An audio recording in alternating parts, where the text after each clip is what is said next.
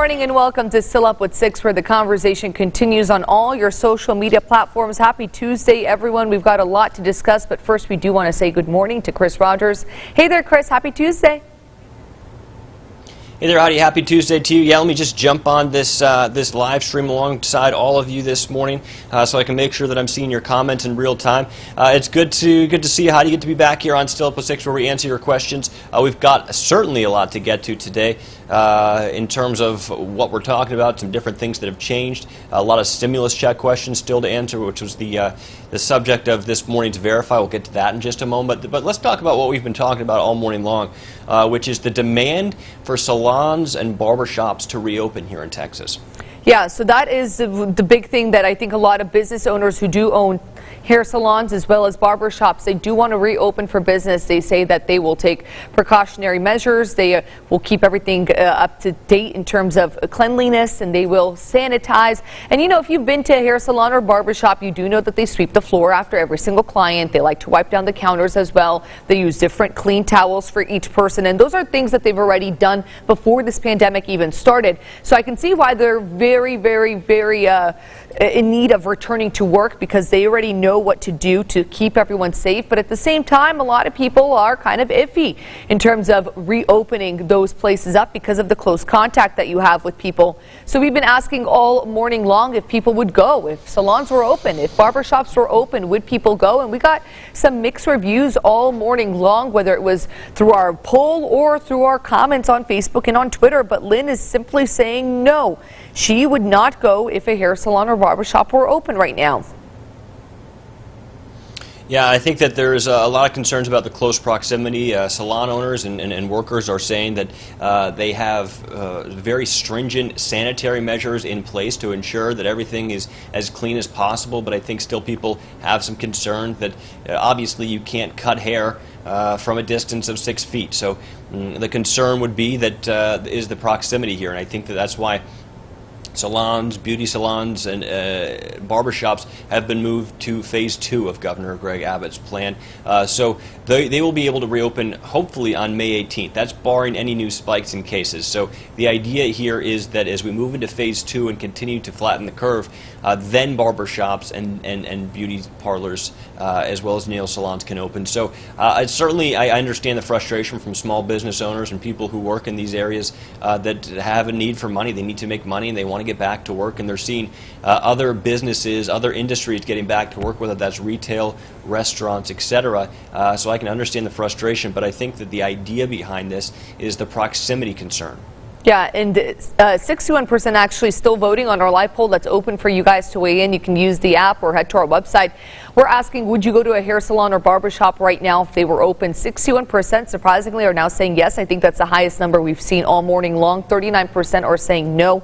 Like we talked about, I can see why in the close proximity would make people hesitant to go back. But then again, you think about all the other stores that are open where people are not social distancing. People are not wearing a face covering on their nose and mouth. Like if you head to a Walmart or an H-E-B, you see people still going, a whole family as a bunch going to the store and not sanitizing, not using the hand sanitizer or wipes being provided by both stores. So I can see why a lot of people are saying, hey, why not open them? But again, we have to do this in phases. And we've talked about this for the past couple of weeks. Governor Abbott's plans and phases to reopen the state are the best way to ensure we don't see a second spike that resets us back to square one. I think that is everyone's fear right now.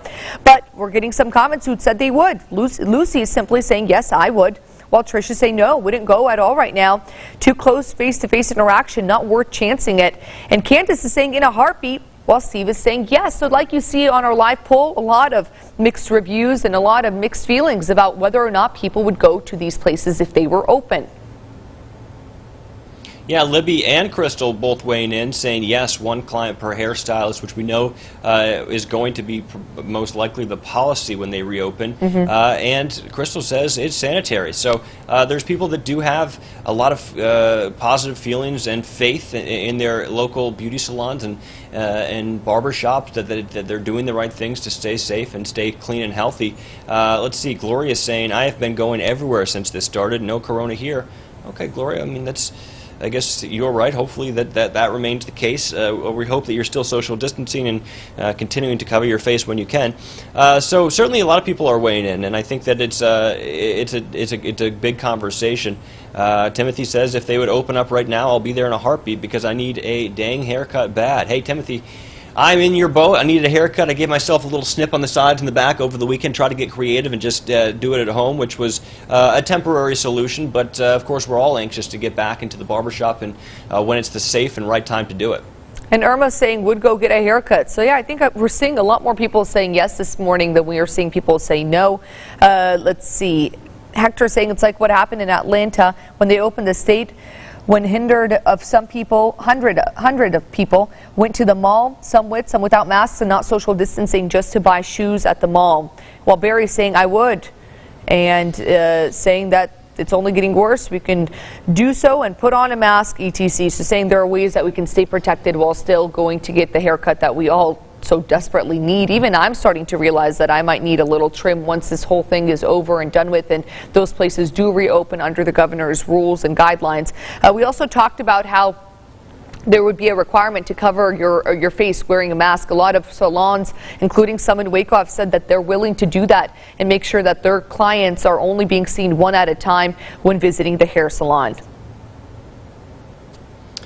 Yeah, so Kristen's comment is an interesting one, and it's one that I think is reflective of a lot of opinions right now of the frustrations within that industry. And she says open a movie theater but not a hair salon. Why? Kristen, I can see your frustration, and I can see the frustration of a lot of people who are kind of seeing that these other small businesses or major businesses and retails are able to open, but theirs are not. And I think that the idea is, and I'm not justifying it one way or another, but I think that the idea here is the proximity. You can still watch a movie in a movie theater at 25% occupancy and be 6 feet apart. I think that the concern is that proximity, that you can't get a haircut or get your nails done or get your hair styled or colored from 6 feet. It's just impossible to do, obviously, and I think that would be the reason as to why some businesses like movie theaters and retail stores are able to reopen at 25% capacity and other businesses are not. I think it depends on the nature of your business and how close you are to the person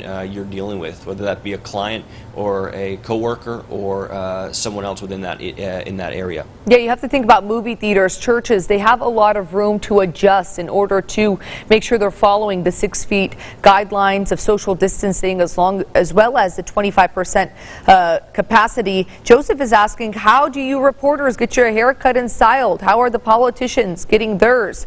That's a good question. So, Chris, you actually gave us a little insight on what you did this weekend. Tell us what you did so people can just have some sort of idea as to how we're kind of adjusting through this this whole thing. Yeah, Joseph, good question. So I've gotten actually that question a couple of different times because people are wondering how I'm able to keep my hair maintained. And the short answer is it's been difficult. For the first time over the weekend, I got a pair of clippers out that I have at the house to trim my dog's hair and kind of just worked at it in the mirror and trimmed it down to the different levels and kind of gave myself a basic haircut. So, you know, politicians, reporters, no matter who you are, no one's getting special treatment here. As for how some of these politicians are getting the haircut, I can't speak to that. But I know that as for me, and I know a lot of other reporters in our industry and anchors have been doing this at home hair. Now, I don't have someone that I live with, so that had to be an individual effort, but I know that a lot of people are having their wives or their girlfriends or their significant others try to cut down their hair and try to learn through YouTube tutorials. So that would be the answer to that question. Which is why, of course, we're not seeing the back of Chris's head this morning. I think he's just showing us the front where it looks styled and nice with the help of some products. No, I'm totally kidding. I'm sure you did a great job. As for me, you can see I need a trim. My hair is starting to get really long, but I do my own hair, so it's not like I, on a regular basis would have a hairstylist here in studio doing my hair and makeup. So that's how I have been getting through it, just by doing it myself. Jason's saying he hasn't seen any movie theaters open in Killeen, and the interesting reason behind that is because there's no new movies being released, right? So the big name places like the Cinemarks don't plan to reopen anytime soon. I actually spoke to director Sean Hobbs about that. that. And he, of course, would know all the details in regards to movie theaters. He says those big chains aren't opening because of no new releases. So they're either going to have to release movies that were released just a little bit before this pandemic began that didn't have their long stay at the movie theaters, or they're just going to play some old movies up until the new releases are available. But that's why you're probably not seeing a lot of movie theaters opening right now, just because there is no new movies out for them to show. Tammy's saying, I'd rather go to the beauty shop before I would go to get my teeth cleaned. Consider how close they have to be, and aerosols that is produced in the air, but they are being made to go back to work. Yeah, and I think there's Tammy, it's a good point, and there's actually been a lot of concern in the dental community from dental hygienists and dentists themselves about wondering how safe it is to go back to work. I mean, I guess the idea would be that it's a health procedure, but unless you're having an absolutely essential dental procedure that is imperative for your health, I can't see how healthy that would be. And so for some of these dentists and dental hygienists and dental assistants, there really has been a lot of concern and a vocalization of that concern across the industry right now. Hey, Heidi, before we go, because we're running out of time here, and I know we've got some really good comments coming in. We can't get to all of them, but I do want to touch really quickly on stimulus checks before we go, because an interesting claim today, and I'm going to go over this real quickly, because it does apply to a certain population of people. So there was this idea that if you didn't file your taxes by today at noon, you hadn't filed your 2019 taxes, you would not be eligible for a stimulus check. That is absolutely not true. But what I can tell you is true. There is a certain deadline today, and tag the people in your life that fall under this category, because this is very important. So if you are on SSI, Supplemental Security Income, or VA benefits, you're automatically going to get that $1,200 payment if you're income eligible. But what you might not get, and what you might be wondering about and haven't seen, is the extra $500 for child payment. You do need to fill out the tab on irs.gov called non-filers to get that extra $500. That deadline is noon today. So if you're watching this right now, that's an important caveat. Make sure you fill out that information, because it is incredibly important that you get that extra money. So many of you, that's important. And I had gotten a number of different people. I actually just followed up on my phone with someone who was on military benefits, and they're wondering why they hadn't gotten that extra $500 for their 15-year-old child. So that is an important information. So go to irs.gov, click that non-filers tool, and fill out the information there. And I know that there were a lot of people on Still Up with Six who were asking where that additional $500 for their dependents was, and that's the reason why you haven't gotten it. So I'm glad, Chris, that you were able to touch on this topic and bring that information to people before that noon deadline. So again, share this or tag the person who might be impacted by this, who needs to add their dependents under the non-filers tab on the IRS website.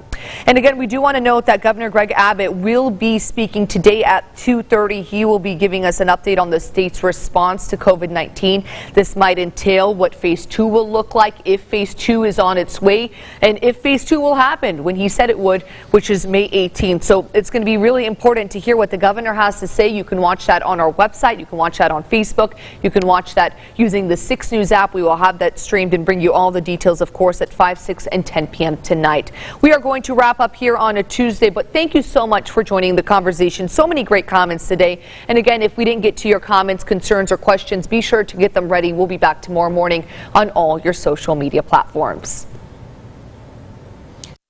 Everyone stay safe.